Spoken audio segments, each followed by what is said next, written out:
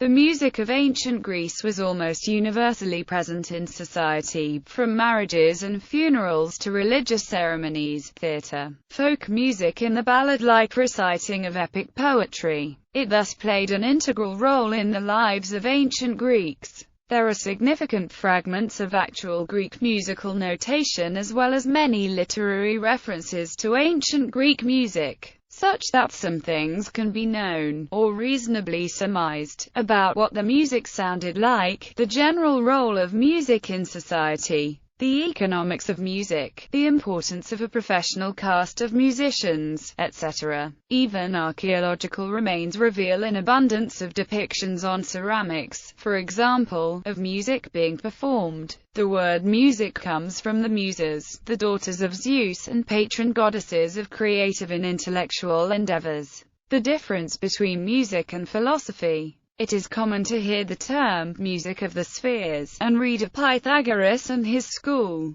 who laid the foundations of our knowledge of the study of harmonics, how strings and columns of air vibrate, how they produce overtones, how the overtones are related arithmetically to one another, etc. How the music became what it is today. At a certain point, Plato complained about the new music. Our music was once divided into its proper forms. It was not permitted to exchange the melodic styles of these established forms and others. Knowledge and informed judgment penalized disobedience. There were no whistles, unmusical mob noises, or clapping for applause. The rule was to listen silently and learn. Boys, teachers, and the crowd were kept in order by threat of the stick. But later, an unmusical anarchy was led by poets who had natural talent, but were ignorant of the laws of music. Through foolishness they deceived themselves into thinking that there was no right or wrong way in music, that it was to be judged good or bad by the pleasure it gave. By their works and their theories they infected the masses with the presumption to think themselves adequate judges. So our theatres, once silent, grew vocal, and aristocracy of music gave way to a pernicious theatrocracy. The criterion was not music, but a reputation for promiscuous cleverness and a spirit of law-breaking. From his references to established forms and laws of music, we can assume that at least some of the formality of the Pythagorean system of harmonics and consonants had taken hold of Greek music, at least as it was performed by professional musicians in public, and that Plato was complaining about the falling away from such principles into a spirit of law-breaking. Playing what sounded good violated the established ethos of modes that the Greeks had developed by the time of Plato, a complex system of relating certain emotional and spiritual characteristics to certain modes. The names for the various modes derived from the names of Greek tribes and peoples, the temperament and emotions of which were said to be characterized by the unique sound of each mode. Thus, Dorian modes were harsh, Phrygian modes sensual, and so forth. In his Republic, Plato talks about the proper use of various modes, the Dorian, Phrygian, Lydian, etc. It is difficult for the modern listener to relate to that concept of ethos in music except by comparing our own perceptions that a minor scale is used for melancholy and a major scale for virtually everything else. From happy to heroic music, the sounds of scales vary depending on the placement of tones. Modern Western scales use the placement of whole tones, such as C to D on a modern piano keyboard, and half tones, such as a C to C sharp, but not quarter tones at all. This limit on tone types creates relatively few kinds of scales in modern Western music compared to that of the Greeks, who used the placement of whole tones, half tones, and even quarter tones to develop a large repertoire of scales, each with a unique ethos. The Greek concept of scales found its way into later Roman music and then the European Middle Ages to the extent that one can find references to, for example, a Lydian church mode, although name is simply a historical reference with no relationship to the original Greek sound or ethos. From the descriptions that have come down to us through the writings of those such as Plato, Aristoxenus and, later, Boethius, We can say with some caution that the ancient Greeks, at least before Plato, heard music that was primarily monophonic, that is, music built on single melodies based on a system of modes, scales, themselves built on the concept that notes should be placed between consonant intervals. It is a commonplace of musicology to say that harmony, in the sense of a developed system of composition, in which many tones at once contribute to the listener's expectation of resolution, was invented in the European Middle Ages, and that ancient cultures had no developed system of harmony, that is, for example, playing the third and seventh above the dominant, in order to create the expectation for the listener that the tritone will resolve to the third. Yet, it is obvious from the following excerpt from Plato's Republic that Greek musicians sometimes played more than one note at a time, although this was apparently considered an advanced technique. The Orestes fragment of Euripides seems to clearly call for more than one note to be sounded at once. Research in the field of music from the ancient Mediterranean, decipherings of cuneiform music script, argue for the sounding of different pitches simultaneously and for the theoretical recognition of a scale many centuries before the Greeks learned to write, which they would have done before they developed their system for notating music and recorded the written evidence for simultaneous tones. All we can say from the available evidence is that, while Greek musicians clearly employed the technique of sounding more than one note at the same time, the most basic, common texture of Greek music was monophonic.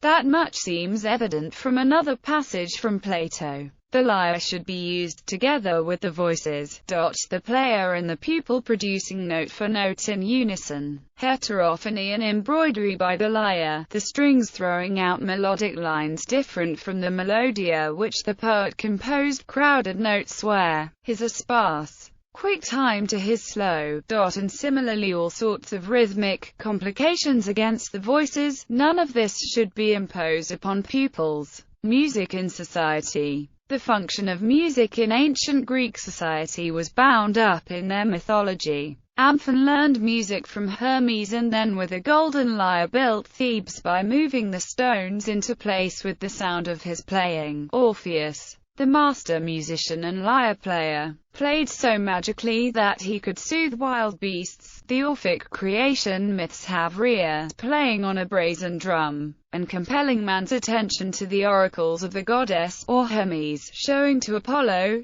his newly invented tortoise-shell lyre and playing such a ravishing tune on it with the plectrum he had also invented, at the same time singing to praise Apollo's nobility that he was forgiven at once, or Apollo's musical victories over Marsyas and Pan. The role of music in ancient Hellenic society can also be found in literature, for as written Greek was being developed, Hesiod received his theogony, or birth of the gods, from the Muses as he tended sheep near the base of Mount Helicon. There are many such references that indicate that music was an integral part of the Greek perception of how their race had even come into existence, and how their destinies continued to be watched over and controlled by the gods. It is no wonder, then, that music was omnipresent at the Pythian Games, the Olympic Games, religious ceremonies, leisure activities, and even the beginnings of drama as an outgrowth of the dithyrambs performed in honor of Dionysus. It may be that the actual sounds of the music heard at rituals, games, dramas, etc., underwent a change after the traumatic fall of Athens in 404 BC, at the end of the First Peloponnesian War. Indeed, one reads of the revolution in Greek culture, and Plato's lament that the new music used high musical talent, showmanship and virtuosity, consciously rejecting educated standards of judgment, although instrumental virtuosity was prized. This complaint included excessive attention to instrumental music such as to interfere with accompanying the human voice, and the falling away from the traditional ethos in music. Greek musical instruments.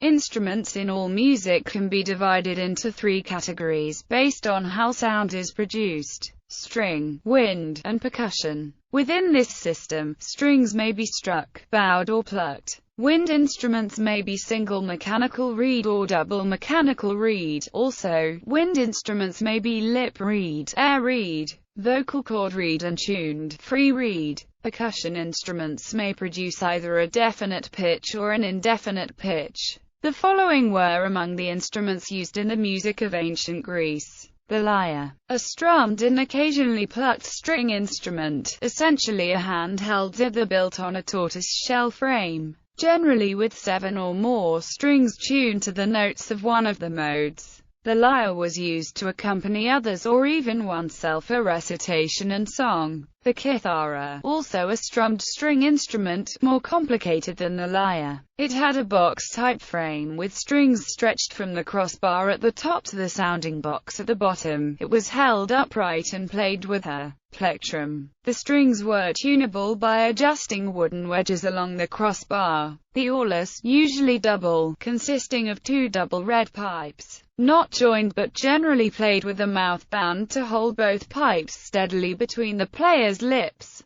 Modern reconstructions indicate that they produced a low, clarinet-like sound. There is some confusion about the exact nature of the instrument. Alternate descriptions indicate single reeds instead of double reeds. The panpipes, also known as panflute and syrinx, is an ancient musical instrument based on the principle of the stopped pipe, consisting of a series of such pipes of gradually increasing length, tuned to a desired scale. Sound is produced by blowing across the top of the open pipe. The Hydrolyse, a keyboard instrument, the forerunner of the modern organ. As the name indicates, the instrument used water to supply a constant flow of pressure to the pipes. 2 detailed descriptions have survived, that of Vitruvius and Heron of Alexandria. These descriptions deal primarily with the keyboard mechanism and with the device by which the instrument was supplied with air. A well-preserved model in pottery was found at Carthage in 1885. Essentially, the air to the pipes that produce the sound comes from a wind chest connected by a pipe to a dome. Air is pumped in to compress water, and the water rises in the dome, compressing the air, and causing a steady supply of air to the pipes. Son of the god of winds, none so renowned, the warrior trumpet in the field to sound, with breathing brass to kindle fierce alarms, and rouse to dare their fate in honorable arms. He served great Hector, and was ever near, not with his trumpet only, but his spear. Virgil, the Aeneid. In the Aeneid, Virgil makes numerous references to the trumpet, most notably having to do with Aeneas' comrade, Maecenas. We can assume that the Greeks and Trojans of whom Virgil speaks made use not only of the conch, a seashell with a cut opening as a mouthpiece, but even of the brass trumpet or salpinx. A number of sources mention this metal instrument and they appear in vase paintings. The lyre, kithara, Aulus, Hydrolyse and trumpet all found their way into the music of ancient Rome. Surviving music. Classical period. Eleusis INV. 907. Dionysius of Halicarnassus, Comp. 63f. Euripides, Orestes. Papyrus Vienna G 2315. Papyrus Leiden INV. p. 510. Hellenistic period. Papyrus Ash. INV. 89b. 31, 33. Papyrus Ash. INV. 89b. 29-32. Papyrus Hyber 231. Papyrus Zeno 59533. Papyrus Vienna G 29825a. B. Recto. Papyrus Vienna G 29825a. B. Verso. Papyrus Vienna G 29825c. Papyrus Vienna G 29825 df. Papyrus Vienna G 13763 1494. Papyrus Berlin 6870. Epidaurus, Seg 30. 390. Roman Imperial period. Delphic hymns. Seikilos epitaph. Hymns of Mesomedes.